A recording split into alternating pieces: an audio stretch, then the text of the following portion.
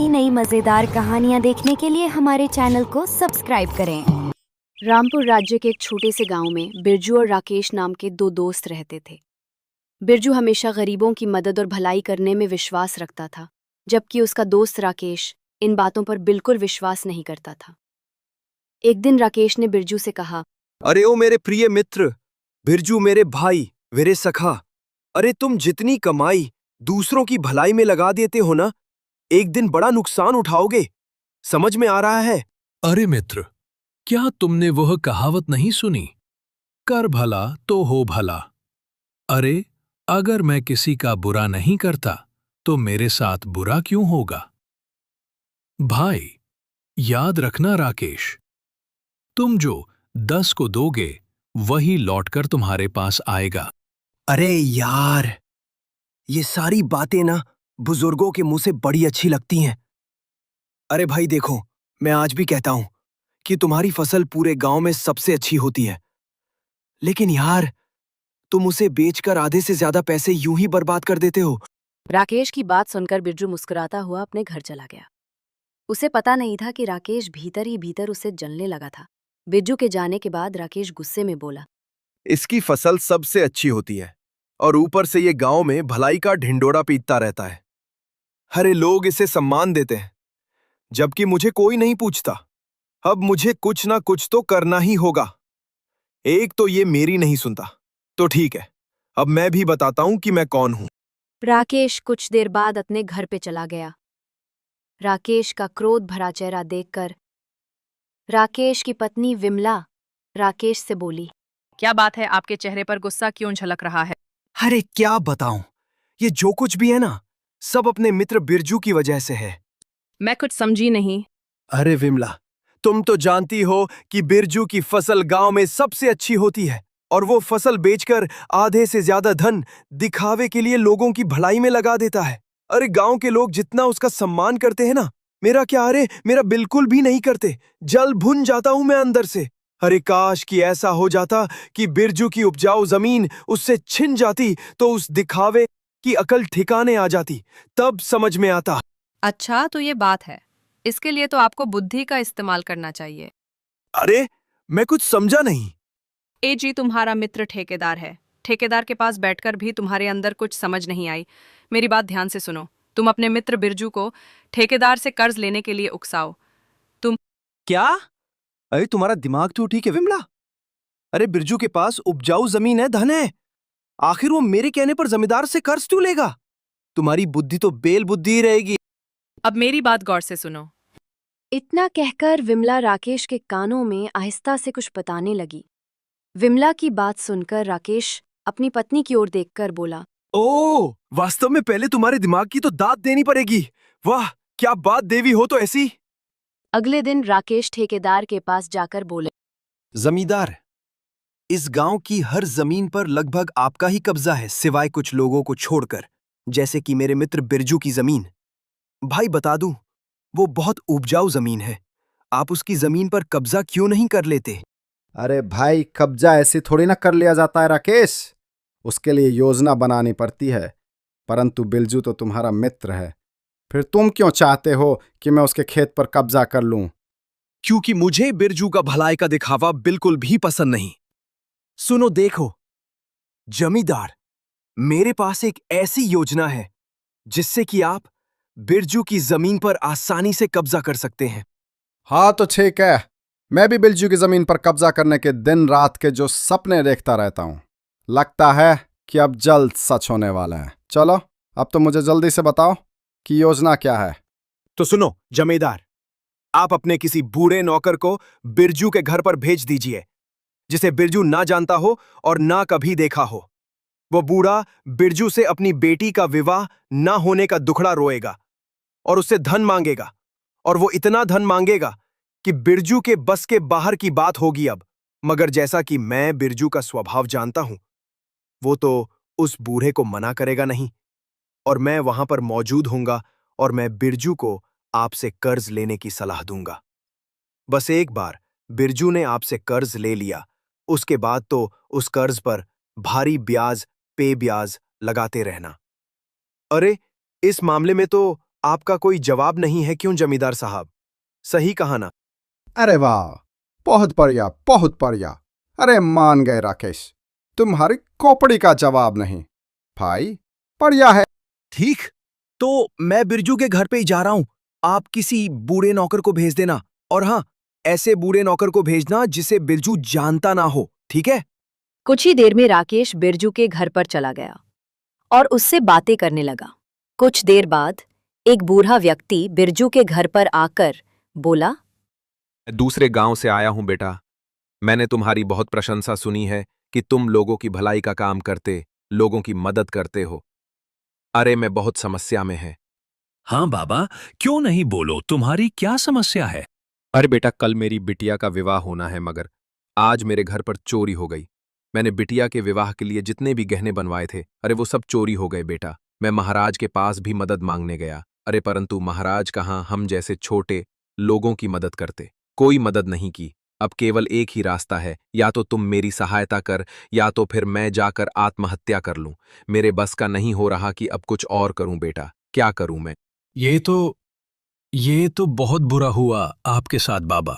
लेकिन बाबा, विवाह के लिए तो बहुत धन की आवश्यकता होगी, और मेरी तो अभी फसल भी नहीं कटी है। अरे तो चिंता क्यों करते हो बिरजू? जमींदार मेरा बहुत अच्छा दोस्त है। तुम तब तक उससे कर्ज ले लो, और जब तुम्हारी फसल कटे तो तुम उसका कर्ज चुका देना। बाबा, आप यहीं रुको, मैं कुछ देर से वापस आता हूँ। बिरजू राकेश के साथ ठेकेदार की हवेली चला गया। ठेकेदार मुस्कुराते हुए बिरजू से बोले, बिरजू, मैं तुम्हें 1 महीने के लिए इतना धन तो दे सकता हूं जितना तुम मांग रहे हो, मगर भैया 1 महीने के बाद मुझे मेरा धन वापस चाहिए, सीधी बात। हाँ हाँ, ठीक है जमींदार, आप चिंता मत करो। कुछ दिन बाद मेरी फसल कट जाएगी, उसके बाद आसानी से आपका सारा धन लौटा दूंगा। बस ठेकेदार ने बिरजू को धन पकड़ा दिया। बिरजू ने खुश होते हुए घर पर जाकर उस बूढ़े व्यक्ति को मुद्राएं दे दी। वो बूढ़ा व्यक्ति सीधे ठेकेदार की हवेली चला गया। ये लीजिए जमींदार साहब, आपका धन घूम फिरकर आपके ही पास आ गया, रख लीजिए। हाँ, बहुत अच्छी योजना बनाई है भाई। हमारा तो दिल खुश हो गया, मेरा धन भी मेरे पास वापस आ गया, और बिरजू मेरा कर्जदार भी बन गया। वाह भाई वाह। समय ऐसे ही बीतता रहा। कुछ दिन बाद बिरजू अपने फसल काटकर राज्य में बेच आया और ठेकेदार का कर्ज चुकाने के लिए ठेकेदार की हवेली पर पहुंच गया। क्या लीजिए जमींदार, मैंने आपसे जितना कर्ज लिया था उतना मैं वापस कर रहा हूँ। अरे तुम्हारा दिमाग तो ठीक है बिरजू। अरे भाई, तुम जो धन मुझे वापस कर रहे हो वह तो असल है। अरे भैया, मुझे ब्याज भी चाहिए।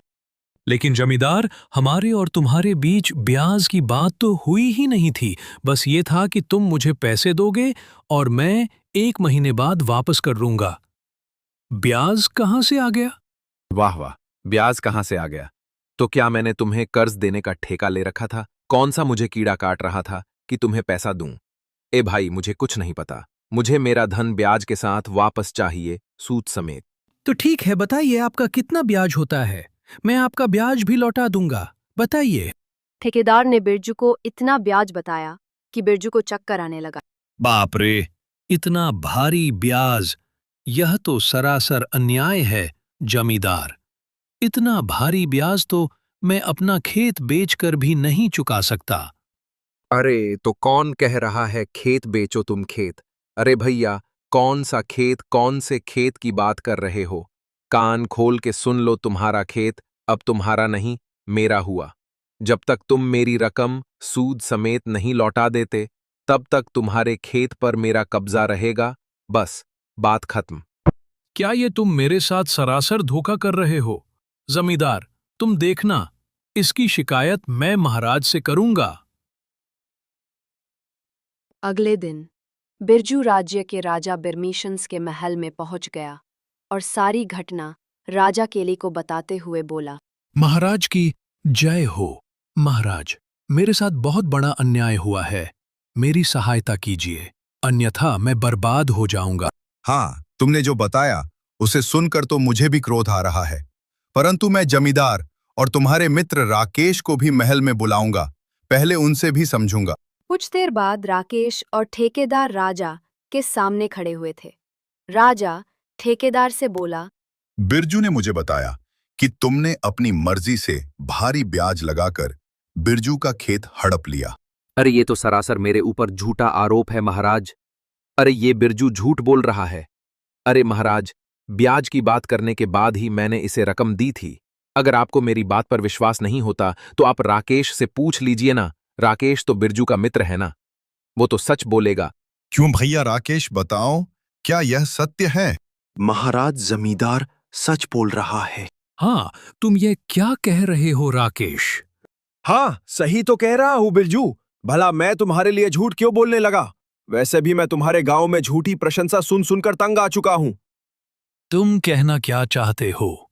महाराज, सीधी बात यह है कि बिरजू एक झूठा व्यक्ति है। ये अपनी कमाई का आधा हिस्सा लोगों की भलाई के लिए दान कर देता है। ऐसा गांव के लोग समझते हैं, परंतु मैं जानता हूं महाराज कि ये सिर्फ दिखावे के लिए ऐसा करता है। हाँ, ताकि लोग आपको नहीं बल्कि इसे अपना राजा समझें।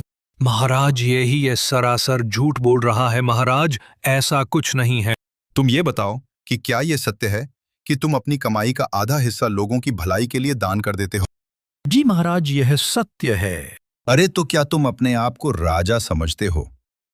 इस राज्य के राजा हम हैं कि तुम? मैं तुम्हारी कोई सहायता नहीं कर सकता। अगर तुम लोग अपनी रकम लुटाने के बजाय समझदारी से काम लेते तो आज तुम्हारे पास इतना धन होता कि तुम इस ठेकेदार के पैसे ब्याज के साथ भी लौटा देते। महाराज, मैं जानता हूं कि बिरजू के पास अब कुछ नहीं बचा।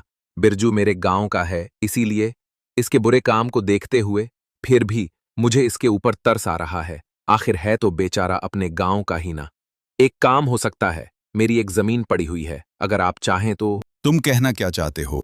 महाराज, मैं ये कहना चाहता हूं कि मैं जानता हूं कि बिरजू अब कभी भी मेरी रकम तो ब्याज सहित लौटा नहीं सकता। ये तो आप देख ही चुके हैं। अब यह है कि मैं चाहता हूं कि आप स्वयं यह ऐलान कर दें कि आज से बिरजू का खेत मेरा हुआ। इसके बदले में मैं एक जमीन का छोटा टुकड़ा बिरजू को देने के लिए तैयार हूं, जिससे वह खेती करके अपना जीवन यापन कर सके। इतना तो मैं कर ही सकता हूं महाराज।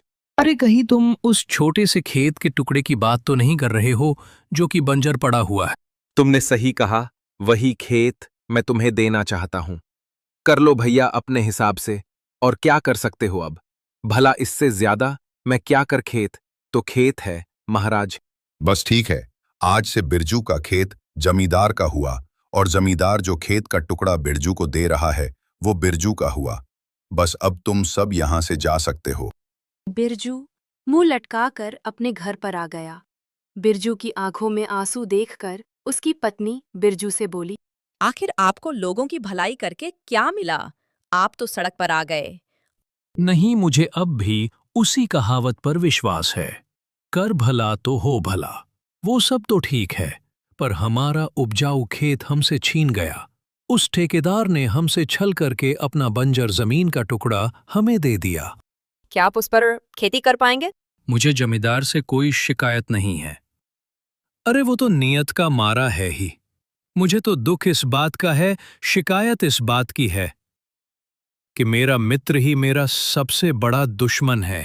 अगले दिन बिरजू ठेकेदार के दिए हुए बंजर खेत पर पहुंच गया। तभी बिरजू ने देखा कि बंजर जमीन के सामने घनी झाड़ियों में लोग छुप के बैठे हुए थे।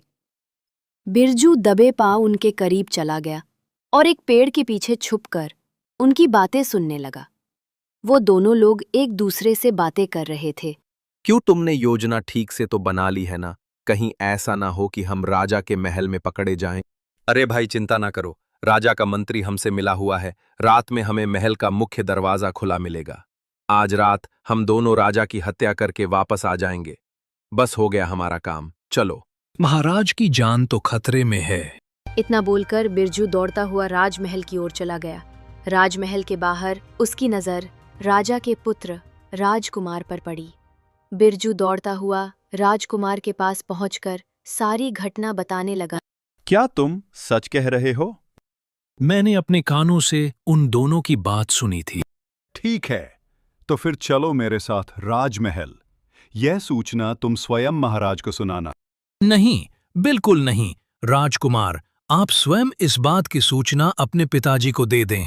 अरे कैसे इंसान हो तुम? क्या तुम्हें इनाम नहीं चाहिए?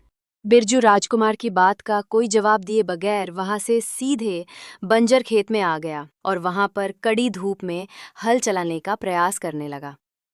तभी बिरजू को ऐसा लगा जैसे कि धरती के अंदर कोई भारी वस्तु गड़ी हुई है। बिरजू तुरंत खाबड़ा से धरती को खोदने लगा। कुछ ही देर में बिरजू ने देखा कि जमीन के अंदर एक बहुत पुराना बड़ा संदूक दबा हुआ था। बिरजू ने जैसे ही उस संदूक को खोला तो उसकी आंखें आश्चर्य से फट गईं। उस संदूक में सोने, हीरे, मोती जगमगा रहे थे। बिरजू बड़े से बक्से को लेकर अपने घर ले आया और अगले दिन सारी घटना अपनी पत्नी को बताने लगा। आप बिल्कुल सही कहते थे। कर भला तो हो भला। आपकी जो जमीन ठेकेदार ने हड़प ली है, अब तो आप उस जैसे सैकड़ों जमीन खरीद सकते हैं। मगर बिरजू नहीं जानता था कि उन दोनों की बातें बाहर राकेश भी सुन रहा था। बाप रे, अरे ये तो फिर से बहुत ज्यादा धनवान हो गया। अब मुझे ये बात तुरंत जमींदार को बतानी पड़ेगी। राकेश तुरंत जमींदार के पास चला गया और उसे सारी घटना बताते हुए बोला, जमींदार, तुमने जो बंजर खेत बिरजू को बड़े डींगे हाँकने के लिए राजा के सामने दे दिए थे ना, अरे उसी बंजर जमीन में एक बहुत भारी और पुराना संदूक निकला है जिसमें सोने चांदी भरे हुए हैं। अरे उस सारे सोने चांदी पर तो तुम्हारा अधिकार हुआ ना। क्या बात कर रहे हो? अगर ऐसी बात है तो फिर मैं वो बक्सा बिरजू से वापस ले लूंगा।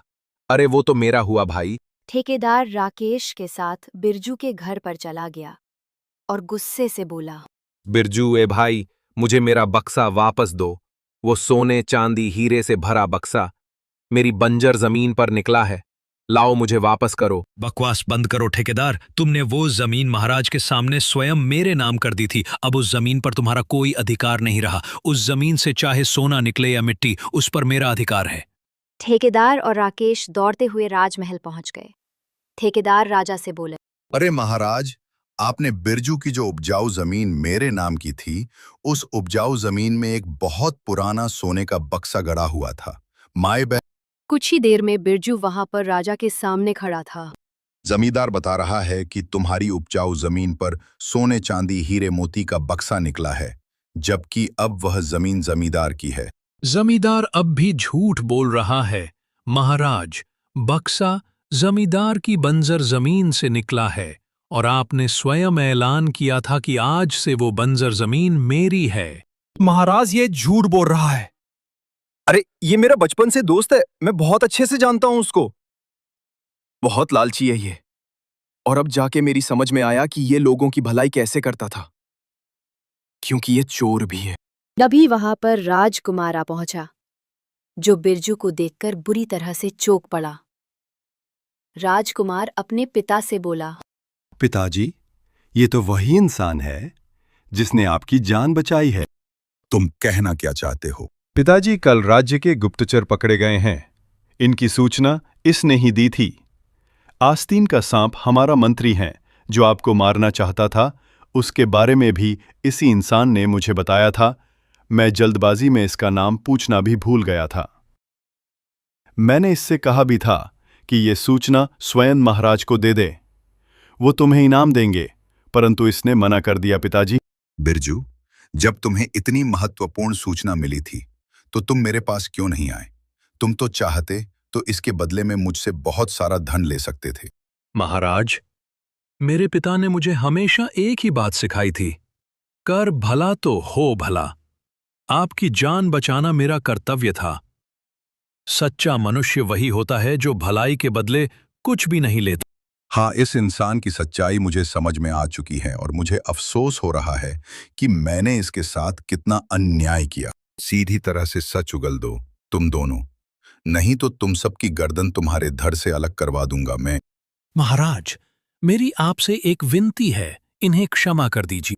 अरे कैसे इंसान हो तुम? इन दोनों ने तुम्हारे साथ इतना अन्याय किया, फिर भी तुम इनकी जान बचा रहे हो।